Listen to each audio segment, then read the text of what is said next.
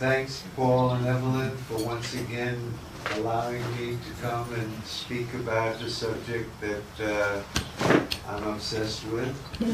So, this type of subject is not really that easy of a subject. It's a little difficult to make it easy, especially for people that are not that familiar with the basic ideas.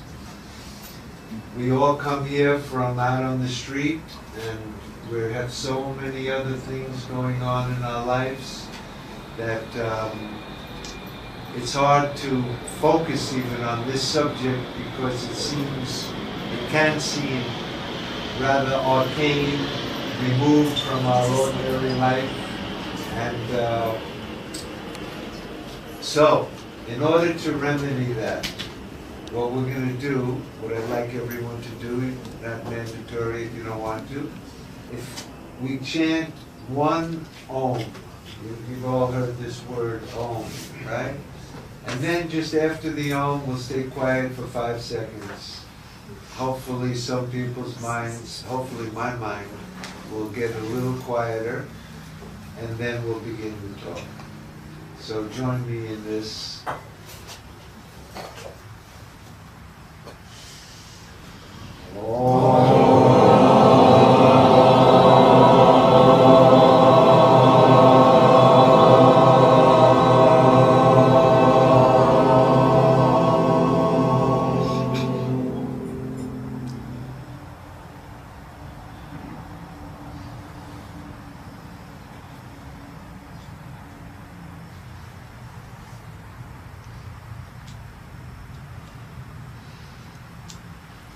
Om Sahana Bhavatu Sahano Bhunaktu Sahaviryam Karvavai Tejasvinavati Tamastu Ma Vidvushavai Om Shanti Shanti Shanti.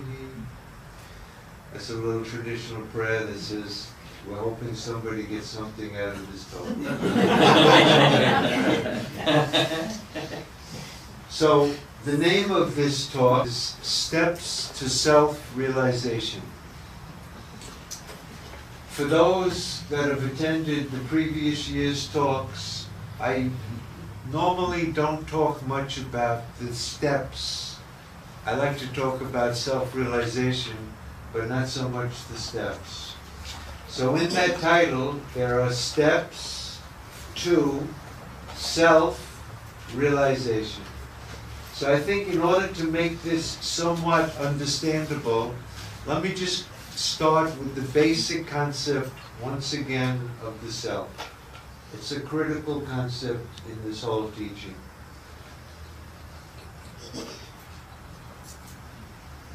What should be appreciated about this teaching is that this is not theology. It has nothing to do with dogmatic theology, that you have to believe in some God, in some revealed text, in the authority of some guru or teacher. And also, it has nothing to do with mysticism. The truth of this teaching is not because some yogi attained some special thing that we don't know about. It's not even like the Buddha. We hear the story of the Buddha under the Bodhi tree, one after meditating, he attained nirvana and woke up and became the Buddha. So who knows what happened under that tree? But we're not under that tree, so we just have to assume that whatever they tell us. But Vedanta is not like that.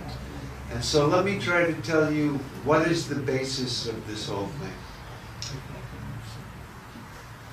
It's based on the common experience of everybody that's here right now and available to everybody. You don't have to believe it. It's either a question of recognizing a fact. It's stated as a fact. So whether there is this fact or not, you have to determine for yourself. When the Bible or the Torah says there's a heaven, and when you die, you're good, you'll go there, that's not a fact that you can verify here and now. It's just a blind faith. and you live with it and you die with it. But this teaching is very different than that. So let me see if I can bring this out. What is the self in Vedanta? I'll try to make it very simple, and then I'll expand on it a little bit.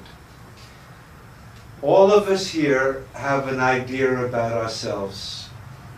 I think I am so-and-so. I am a person. I live in such a place. I have a wife. I have children. I have a bank account. I have a car. This is who I am. I am this, and this is mine. This idea is common to everybody. We all feel like that. And when we're sick, we say, I'm sick. And when we're afraid, I'm afraid. And all of those qualities that make up our ego. In Sanskrit, it's called the ahamkara, the I notion. And we all have an I notion. Unless there's some mental illness, it pretty much stays with a continuous identity. I was a child, then I went to school, then I got married, then I got a job, and here I am now on a Friday night sitting on a chair. This is my story, this is who I am. Everybody believes this.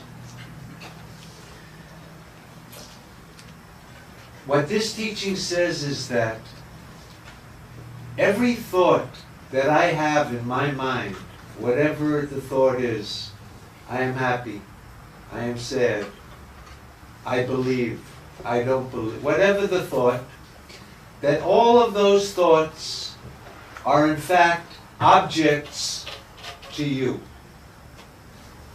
This is not a theological belief. You have to see if it's in your own experience. Is it true that the thoughts that are appearing, they're coming and they're going, and they're objects to me. They appear and they're appearing to me. And there's another thought that also appears to me, and that's the I thought. I am fat, I am thin, I am fair, I am tall, I am short. That I thought is also just a thought. It doesn't always appear.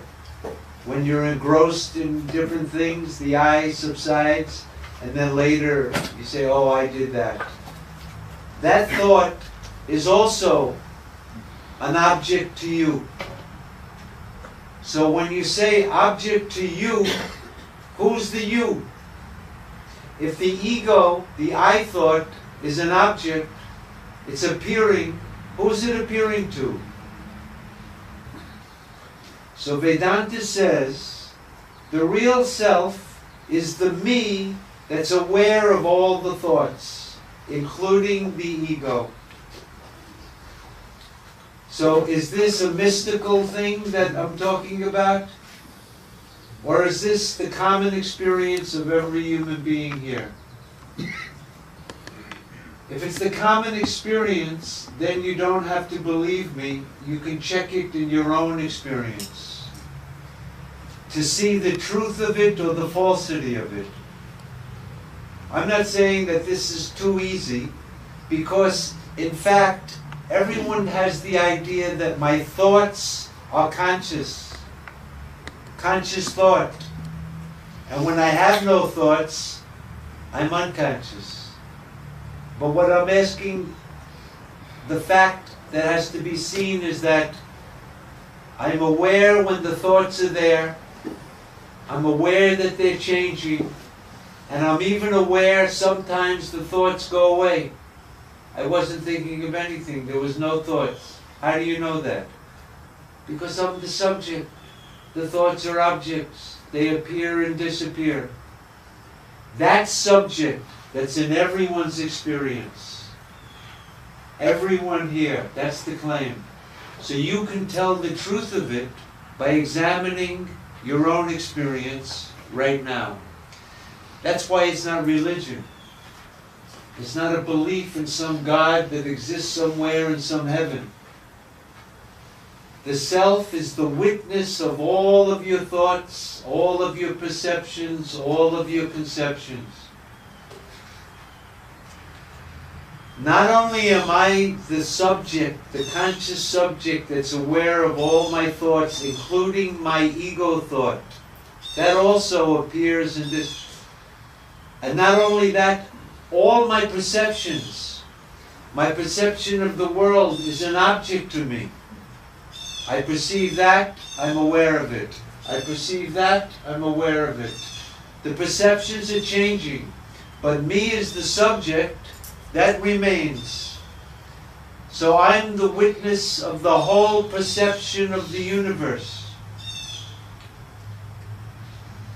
Now, follow me one further step, because in order to realize who is this subject, the subject in me that's aware of all of these thoughts, including the me thought, I'm also aware of my whole waking state. When I go like this, my whole waking state, what do I mean by that?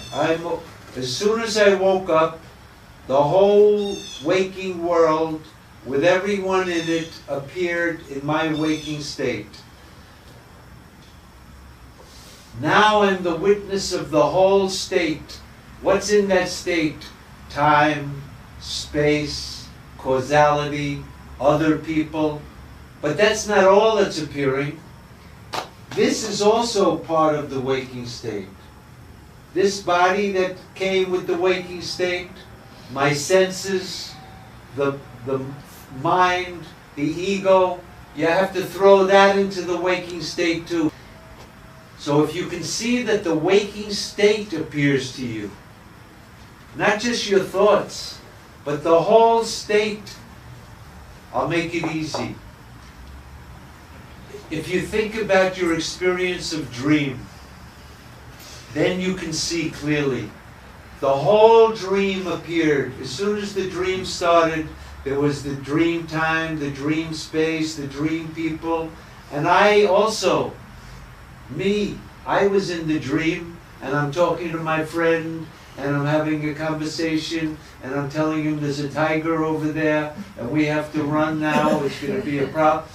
That whole dream, with the time, the space, the causality, everyone knows, is just appearing to me. I'm the only knower of the dream. My dream state in which that dream world was appearing to me. How about my waking state? Is that appearing to me? If the two states are appearing equally, just like the dream appears to me, as soon as the waking appears, what happens to the dream? It's sublated, it's canceled, it's falsified. Oh, it's just a dream. At that time, you take it as real. It's all real for you as long as the dream is going. It's not until you wake up, then you falsify. But if you look from the point of view of the subject, you'll see that just like the dream appeared and canceled the waking, and just as like when the waking came, the dream went. The states are canceling each other. Who's the one that knows that the states are coming and going, appearing and disappearing? They're appearing to me. That me is not the ego that appeared in the waking. It's not the ego that appeared in the dream. This self that's the witness of both the waking and your dream. Nobody believes that the dream world that appeared during my dream has any existence apart from the dream. When the dream ends, that dream world comes to an end. Nobody thinks, my dream's over, but the dream tiger's still sitting there somewhere. No, as soon as the dream ends, everything that was appearing in the dream, you realize, oh, it was just a dream. None of it really existed. It's just imagination. So now, you as the witness of both of these states, look what happened. From a puny ego existing in a universe that's infinite with billions of galaxies, and we're on this little planet, and I'm just a little molecule, nothing, from this point of view, the whole universe exists in me. It appears in me. It can't exist without me. And even when it disappears, I'm unaffected. If I'm cut in the dream, when I wake up, I realize I wasn't cut. It was only a dream. If you can see that this waking and dream are exactly the same from the point of view of the subject, there's no difference. You only call it a dream because you're looking at it from this state. But really, from the dream, it's waking, and they're both false. What that means is the subject in you who's the witness of waking and dream is not in time. Time is in the waking. Time is in the dream. But I'm not in time. What does that mean? My true self, that witnessing consciousness that sees both of these states, is not in time. What does that mean? It was never born. It doesn't get old. It doesn't get sick, and it doesn't die. Because you have to be in time to get old and get sick and die. But my nature is ever pure, ever free, ever the same, unchanging, beyond time. The other thing to notice, since I'm not in time or space, there can't be many. Because the self would have to be existing in time and space for them to be many selves. But I'm beyond time and space, so there's only one self.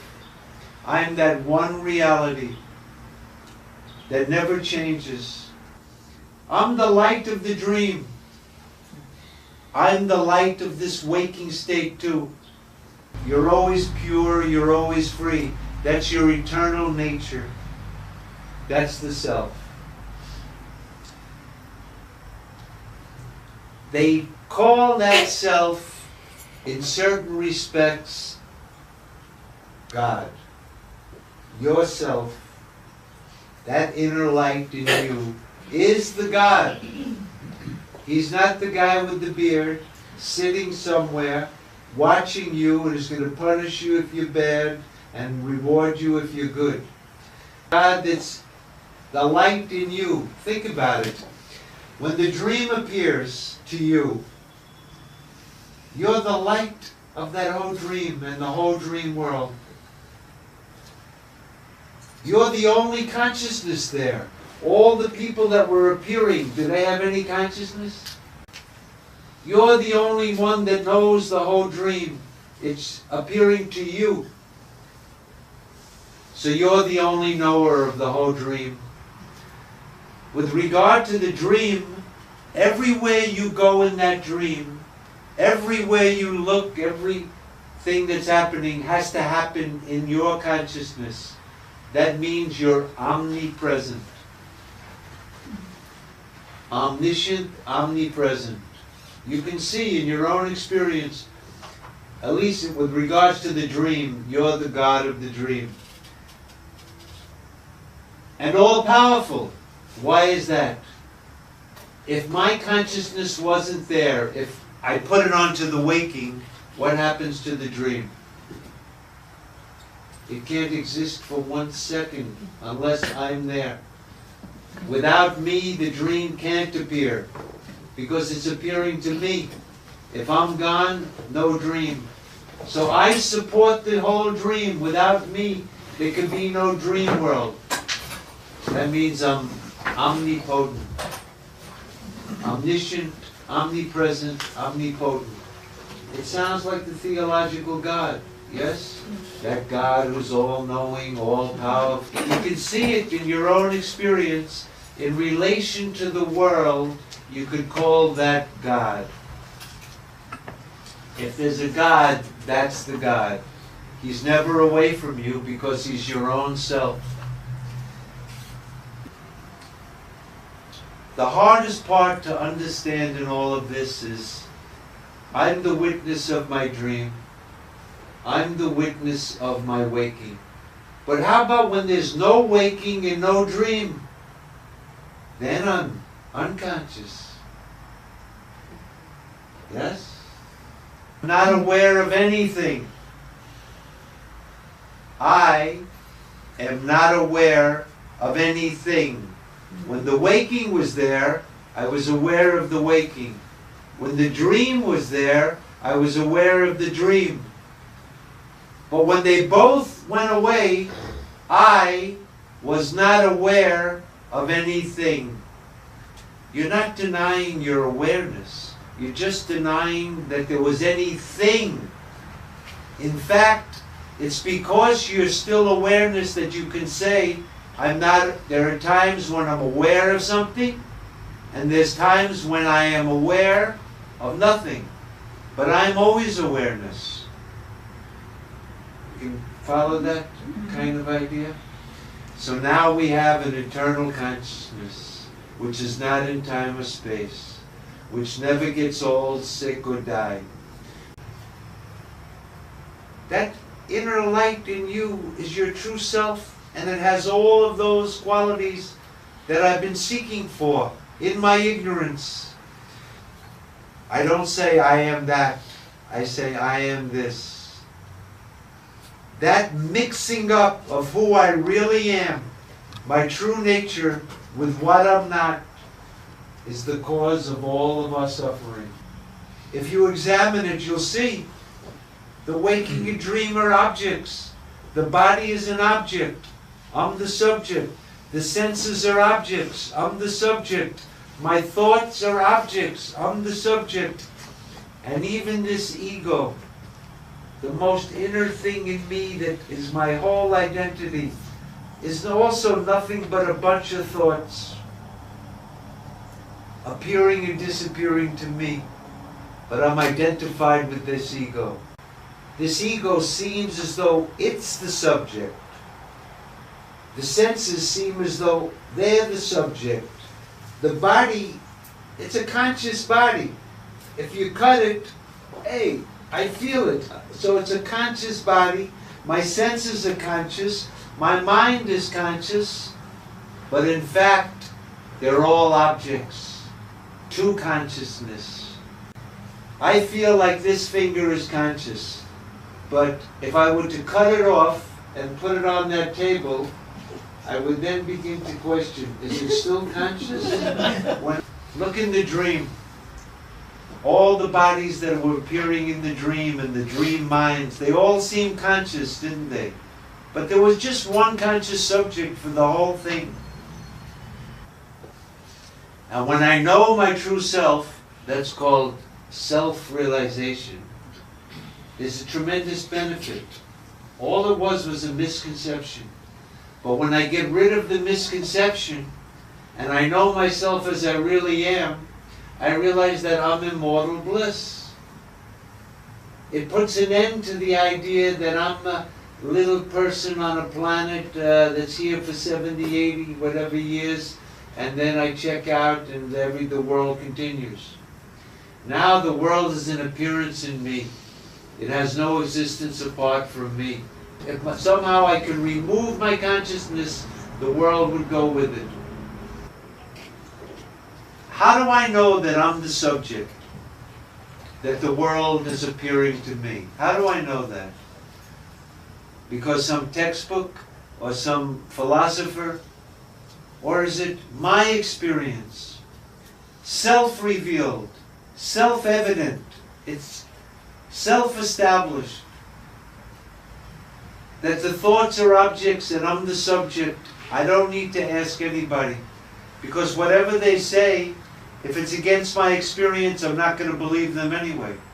So if you check your experience, you'll see the fact of the matter. I am the subject, not the object. The objects are changing, appearing and disappearing. Who to whom? Is the ego an object, or is it really the subject like everyone thinks? Is the ego the subject? I. This I thought. Is that the subject? Or is there something in which the I thought appears? We've mixed up the subject with the object, and the I thought seems as though it's conscious. It's kind of like if I were to have a glass of milk, and I were to pour some water in the milk and mixed it up, and then I were to ask somebody, can you just take out the water for me? I want to drink the pure milk. How am I going to separate the water from the milk? They become like one. And it's not that easy to discriminate the subject from the object, because the object looks like the subject.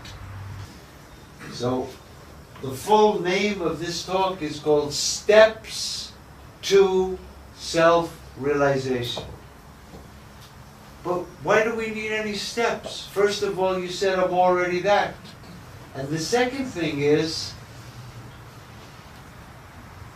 I was listening to you, sir, and I understand what you're saying.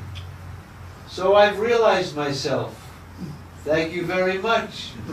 What's the need for steps? I listened to this, and for a moment I checked my own experience. Sure enough, this guy is talking about my experience. I can validate this right here. Yeah, I'm the witness of my thoughts. I'm the witness of my waking and dream. I'm the witness of the disappearance of those states. Yeah, I can understand that. So I'm self-realized. Class dismissed. We can all set up our own ashrams now. No? So why is this insufficient?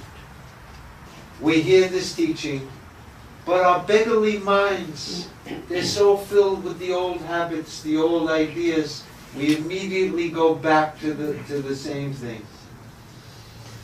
Because at this class, at best, you can intellectually appreciate what I'm talking about. But it's just an intellectual appreciation. It hasn't sunk deep into your experience. You hear about this, but to understand the magnitude of it, the beauty of it, the sublimity of it, the profundity of it, in order to realize that, so that it sinks into your experience and not just attending a lecture for an hour and a half and then we go about our business, this is the bad news. You have to do something. That's why nobody likes this part of the talk. The first part is delicious. But the mind is such that we lose it. You can't remain there. You can't stay there. The ego has no use for this. The ego says, what's the benefit? Am I going to make more money? More friends? More power? No. I want something out of it. That's the rascal. I'm identified with him. So in order to realize this truth, not as a textbook or some intellectual, but that it sinks deep into your experience, you don't feel that whatever happens here is going to really affect you. You get some distance from the whole thing. In order to do that, we have to make our minds introvert, in. Because as long as the mind is looking out, there's none of this. Where's the witness? The senses can't perceive it. And the senses are pointed out. So when the mind follows the senses, I see a beautiful Porsche. I want that Porsche. Now I start thinking about it, and then I wonder, what do I have to do to get that? Oh, it's a lot of money. I'll save up. Then I'll call. So now the mind is out, because that thing is going to bring me happiness when I get it. It's not that there's something wrong with this. The natural tendency of the human mind is out. For survival, it has to be out. But as long as it's out, you can never notice this truth about that inside you there's a light, a subject, a true self that's always there, that's never hidden. But because the mind is extrovert, we never take note of it. The whole spiritual journey is nothing more than that. Taking the mind, turning it inwards, purifying it, and realizing that truth, not intellectually, but with no possible doubt. When the experiences become your very nature, it will have practical effects on how you live. You won't live like everybody else. So we have to make the mind somewhat pure. All spiritual practice, so-called spiritual practice, is nothing more than getting the mind having the capacity to realize this fact. As long as the mind is extrovert, at best it'll just be an intellectual thing and it won't be of much benefit. It's only when this sinks deep into your experience. So, with that as a preface, I'm going to briefly go through what is the steps. You can do it, you don't have to do it, and you can see the rationale behind it. Even though there's no steps, you're that already.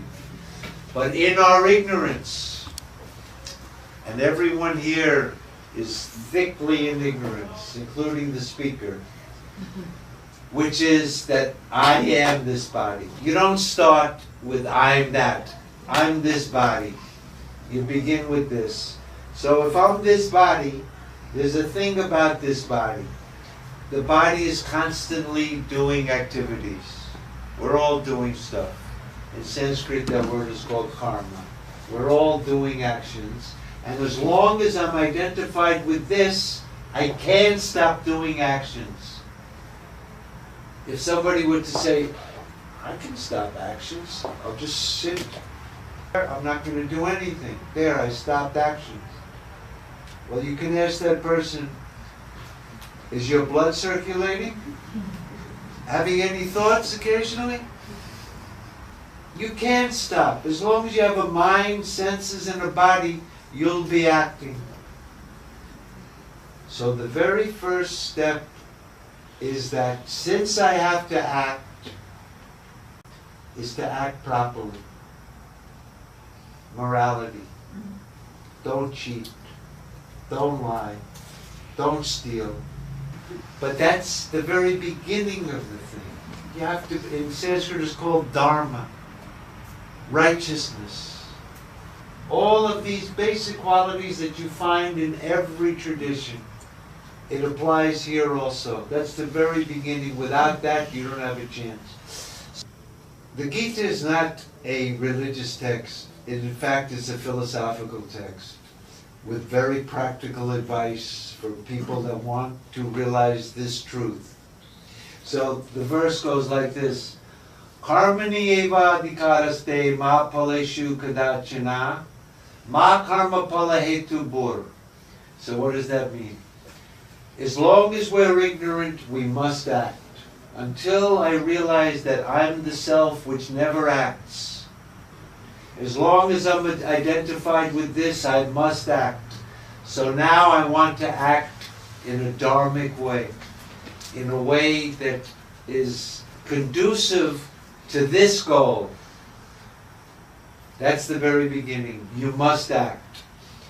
But there's a kind of a hitch with the actions. Whenever I do an action, it's natural to want to get the result of that action. Yes? The second step is that, yes, I'm going to do actions, but not like everyone else. Everyone else is doing to get the result. Here's what I'm going to do. I'm going to do whatever I have to do. But whatever happens, whatever the result, I'm not interested. I'll do whatever I have to do, and the result will be what it'll be, but I'm not doing it for that. I'm doing it as my duty, as my responsibility as a father, as a person in society, as a scientist, as a whatever I'm doing. But if you're not attached to that result, the mind will get some equanimity. So now I'm going to do all of my activities righteously. I'm going to lose my interest in the results of those actions. And I'm going to do those actions in the feeling that I'll do it as an offering to that witness in me, to that supreme being that resides in the hearts of me. You know, the self that's in me is the same self that's in you. There's no difference. In the Gita it says, Ek Atma Sarva Bhuteshu. That same witnessing consciousness, that God that dwells in the hearts of all beings, there He is, shining, waiting to be discovered, waiting to shine, to shed His grace on us, if we only turn to Him. You see, it's starting to sound a little theological, right? But you can understand the theology here is that that God is just that witness that's lighting up all my thoughts. The third step. In the previous step, the idea was, I'm the body, I'm doing these actions, but I'm not attached to the result, and I'm kind of offering it up to that Supreme Being. But here, in the next stage, that's the third stage, you're no longer an agent, because it's the body that's acting, it's the mind that's acting, it's the ego that's acting. I am the witness that never acts. It's always present, but you can't think of it, because it's the witness of every thought. No word can describe it, because it's the witness of every word. No concept can conceive of it, because it's the witness of every concept. The most famous saying in the Brihadaranyaka Upanishad is, Brahma vid, Brahma bhavati. The knower of this truth, the knower of the Absolute, is the Absolute. When you know this, you'll be that. In this teaching, to know doesn't mean to know. It means to be. So let's do a couple of minutes if anybody has a question or two. You're talking about that practice goes inward to the subject. But what about Tantric? Tantra is an Indian philosophy that started in about probably the 3rd century AD in India. It migrated, there's Buddhist Tantra and Hindu Tantra. This teaching is totally different than Tantra. Tantra says you can get rid of all your desires by satisfying them. But according to Vedanta, desires are like a fire. And every time you fulfill it, it's like throwing fuel in the fire. It doesn't quench it. It makes it get bigger. Satisfying desires makes you just have more desires. You'll never get rid of desires by satisfying. Tantra is it's a dualistic teaching also. This is a non-dual teaching. But this teaching is absolutely different. And in fact, it's the desires that pull our mind out. And like I said, by filling those desires, they won't go. There'll be infinite desires. As soon as you satisfy one, another, and they get bigger. The only way is to see the defect in the desires, that they won't really bring me what I really want. And what I really want is what I already am, but don't know it. So it's not a question of satisfying desires. It's also not a question of giving up all desires. It's a question of our identification with the desires. Desires are natural. Everyone desires food. You're not going to stop that. Sex is natural. Everyone's going to desire that as long as you're healthy. Food, air, and sex. It's going to go on. But the identification doesn't have to go on. You can see the truth of the matter. As long as you think it's real, the desire for that thing is going to be more and more. Question? I have a question. Oh! Sneaking up on me. Yes, Not yes, at all. yes. So when we try to discriminate, there appears, at least with me, a narrative that goes in my mind. Back and forth discussion. What's the true discussion? Which is the voice that one listens to? And secondly, you said about us being the light as far as the dream world. And in the old analogy of the movie screen in the movie, once the movie's over, the screen remains. How does that play? Is the screen self-illuminating? Am I the screen showing it all? In that analogy, the screen is the witness. Whatever appearing on that screen is the witness. Whatever appears doesn't affect the screen. When the images go, the screen is still there, exactly the same. So with that as the illustration, the thing that's being illustrated is that your true self is unaffected by whatever appears. Just like those images can't exist without the screen, the appearances can't exist without you as the light lighting up every appearance is appearing to who? To me. I'm the light that lights up the appearances. The first question, this inner dialogue that you're having, what is that? Obviously, that's not yourself. The witness that's witnessing all of that inner talk is different than that. It's the mind that has all the questions and all the answers and wants more questions and has doubts. Everybody thinks the mind is conscious. But in this teaching, the mind is as much as an object as the object outside. They're both inert. They both appear and disappear. And they both have no existence apart from you, but they're not you.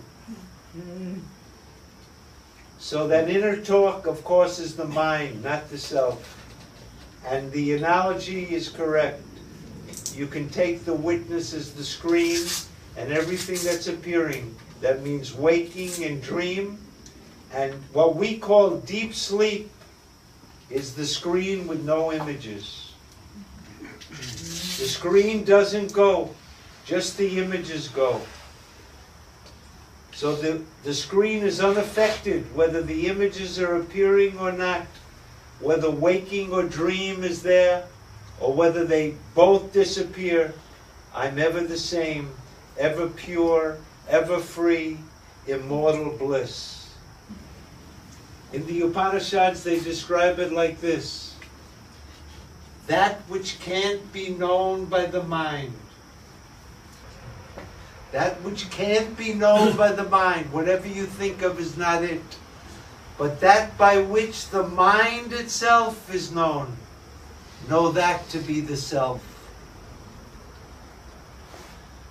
You have to intuit this truth. You could say you have to experience it, but this knowledge comes from inside. You directly intuit it. I don't like that word because the word intuition also has the connotation of like a hunch. I got an intuition it's going to rain tomorrow. But what I mean by intuition is seeing the fact directly.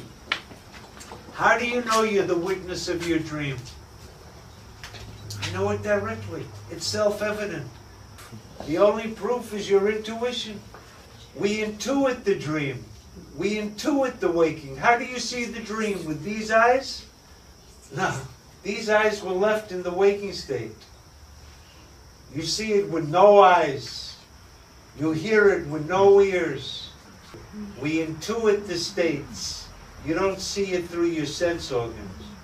that direct intuition of the witness lighting up everything is your true self. So we have to intuit this. An inquiring mind, a critical mind is what's required here. Someone who really wants to know the truth of the matter and wants to decide it not on what anyone else has told them. This is the spiritual quest, the spiritual inquiry. This turning in and seeing the fact of the matter. I hope I addressed some of the questions.